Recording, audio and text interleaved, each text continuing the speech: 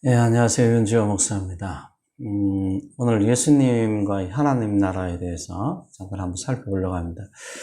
일단 그 하나님의 나라가 이루어지는 가장 중요한 특징을 제가 이제 통치라고 말씀을 전했었죠. 그래서 하나님의 통치가 있을 때, 하나님의 다스림이 있을 때 하나님의 나라가 이루어진다 라고 이야기를 했어요. 그래서 하나님의 백성들이 있어야 또 통치가 이루어지겠죠. 우리가 하나님의 먼저 백성이 되지 않으면 하나님의 통치를 받아들일 수가 없습니다. 그래서 먼저 하나님의 백성이 되어야 하나님의 통치를 알게 되는데, 이런 어떤 하나님의 나라가 이루어지고 통치와 다스림, 그리고 순종 속에서 가장 중요한 것이 뭐냐면, 하나님을 만나야 되는 겁니다. 하나님을 만나야 하나님 뜻을 알게 되고 뜻에 순종할 수 있어요. 그래서 하나님을 만나는 만남 자체가 없으면 우리가 이 하나님의 어떤 통치 속에, 하나님의 다스림 속에 있을 수가 없고, 그것은 곧 우리 속에서 하나님의 나라가, 우리 속이나 밖이나 어디서나 하나님의 나라가 이루어질 수 없다는 것을 의미합니다.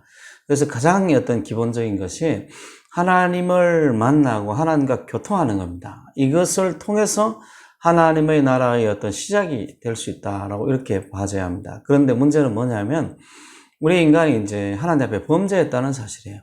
하나님 앞에 이 범죄한 상태이기 때문에 하나님의 어떤 나라를 이룰 수 없고 하나님을 만나는 것 자체가 불가능한 거예요.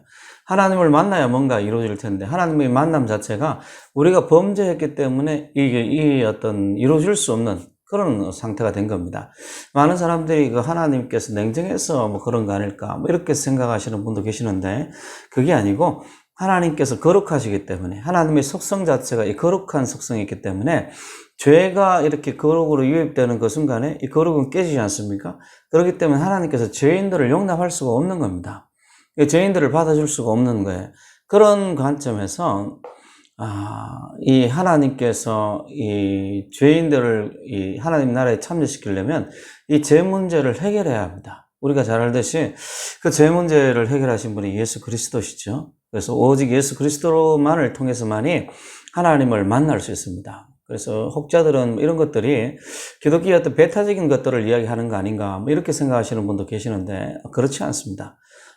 왜냐하면 우리가 이제 어떤 사람이 이런 어떤 부분들을 이야기를 한 게 아닙니다. 우리가 기독교인들이, 성도들이 마음이 까탈져서 마음이 너무 이렇게 강팍해서 사람들이 구원을 받고 이런 게 아니고, 우리가 믿는 예수, 그리고 우리가 주님이라고 그러는 그 예수께서 그렇게 말씀하신 거예요. 내가 곧 길이요 진리요 생명이니 나로 말미암지 않고는 아버지께로 올 자가 없다. 이렇게 말씀하신 겁니다.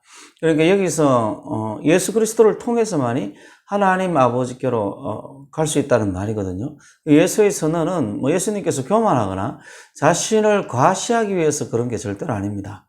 왜냐하면 그게 진리 자체이기 때문에 예수님께서 그렇게 말씀하신 거예요. 그리고 여기 지금 제가 요한복음 14장 6절을 읽었는데요. 내가 곧 길이요 진리요 생명이니라고 얘기할 때 여기 원문에는 정관사가 붙어 있습니다.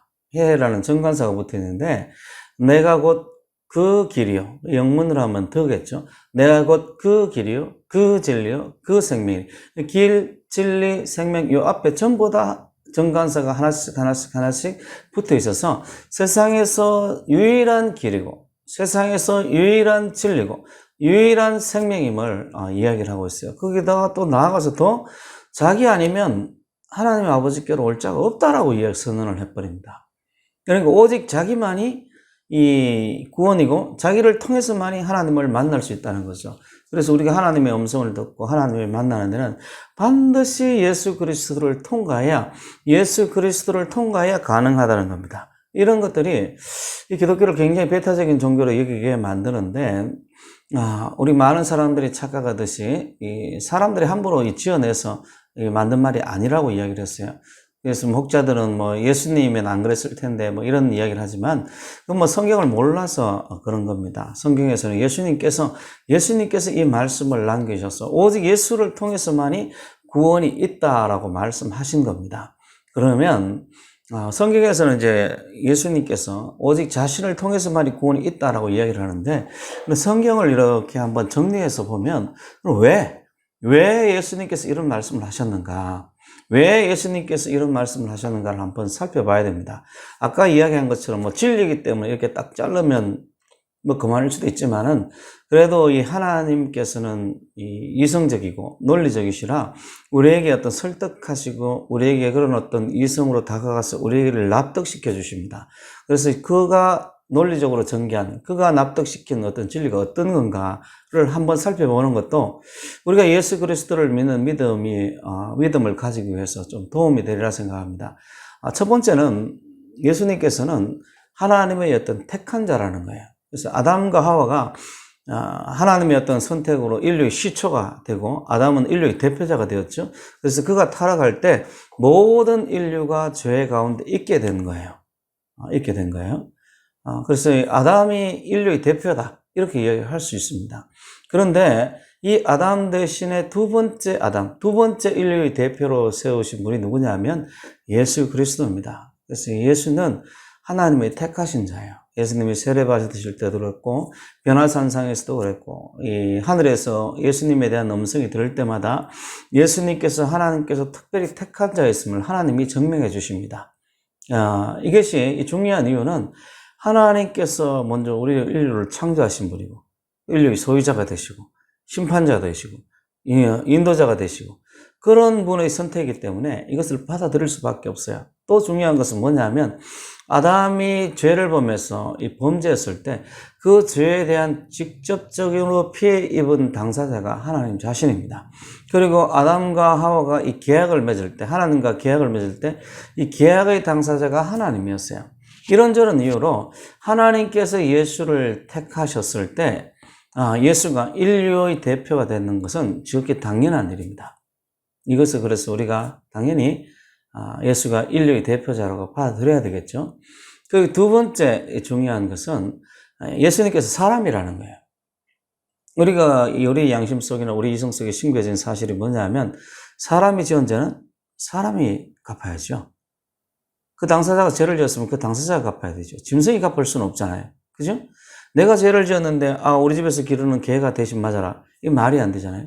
옛날에 이 조선시대는 양반이 죄를 지으면 종이 대신 맞는 종이 있었다고 해요. 그 종이 얼마나 억울했겠어요. 얼마나 마음이 조마조마했겠습니까? 왜냐하면 그게 우리 양심에 부합되지 않는 거예요.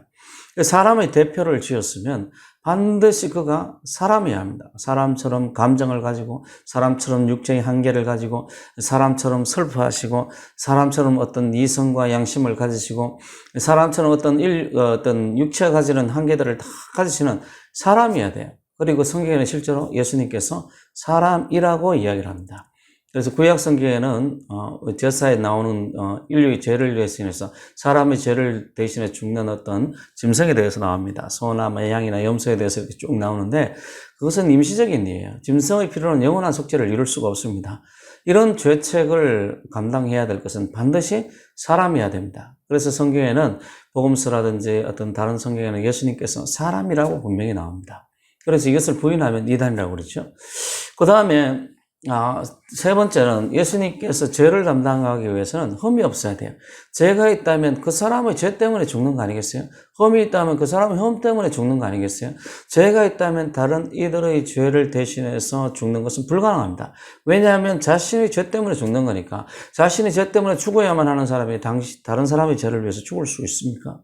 그런데 성경에는 히브리서에는 이야기하기를 그는 우리와 똑같이 시험을 받은 자였지만 죄가 없다라고 이야기를 합니다. 근데 여기서 하나 더 생각해야 될 게 있는데, 그럼 이 죄의 기준은 누가 정하는가라는 겁니다. 죄의 기준은 누가 정하는가라는 거예요. 죄의 기준은.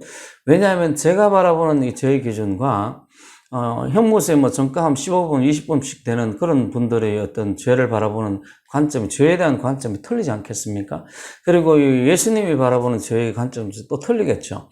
그러면 죄라는 것이 굉장히 상대적일 수 있는데 죄에 대한 어떤 관점, 누가 죄가 없다고 절대적으로 인정할 수 있는가라는 거예요. 근데 우리가 쉽게 생각할 수 있는 것은 이 세상의 심판자가 되시는 분, 기준이 되시는 분은 하나님 자신이죠. 그래서 죄가 없다라고 이야기할 때는 인간이 보기에 죄가 없다 정도가 아니고 인간이 구약 성경 율법을 보기에 예수님께서 율법을 다 지켰구나. 인간이 이렇게 생각하는 정도가 아니고 하나님 보시기에 죄가 없어야 된다.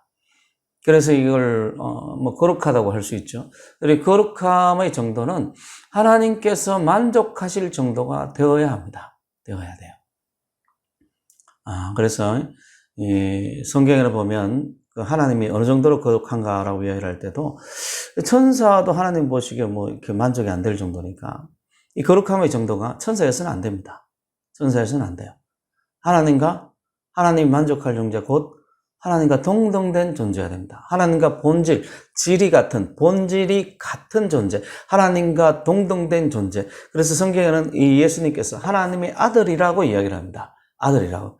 그래서 이 하나님과 똑같은 거룩함을 가진 그런 존재라고 이야기를 해요. 그래야 마땅히 하나님이 보시기에 인류의 죄를 대속하기 위한 자격이 갖추어지는 거죠. 만약에 하나님과 동등되지 않으면 이 하나님 보시기에 이 거룩함의 정도가 떨어지니까 하나님 보시기에 이 자격이 미달인 거죠. 그리고 이 죄에 대한 피해를 입으신 분이 하나님이시니까 심판자도 하나님이십니까? 하나님과 만족이 돼야 되는데 그러려면 반드시 예수님께서 하나님이셔야 합니다. 그리고 성경은 실제로 하나님이라고 이야기를 합니다. 특히 요한복음이나 요한 1서 같은 데서는 예수께서 하나님이라고 이야기를 하고 이것을 인정하지 않으면 이단이라고 구원이 없다라고 이야기를 합니다. 그리고 마지막 네 번째로는 중요한 것이 있는데 이 죄가 쏘는 것이 이 사망의 권세입니다. 사망의 권세예요. 죄의 싹이 사망입니다. 그래서 만약에 예수님께서 우리를 대신해서 십자가에 죽고 그걸로 끝이 난다면 그런 이 죄의 세력에 굴복한 존재에 불과해요. 그것은 아무것도 아닐 수도 있어요. 그러나 예수님께서 이 죽음의 권세를 이기고 다시 살아났습니다. 그래서 죄의 권세를 이기고 살아났다는 것을 보여주세요. 그래서 누구든지 예수 믿으면 예수와 함께 살아난다는 것, 예수와 함께 죽음의 권세를 이기고 살아난다는 것을 예수님께서 3일 만에 부활하심으로 인해서 그걸 보여주신 겁니다. 그래서 이 하나님의 나라, 아담의 죄로 인해서 끼어진 하나님의 나라를 그가 하나님의 왕국을 회복할 자이심을 자신의 능력으로 보여준 거예요.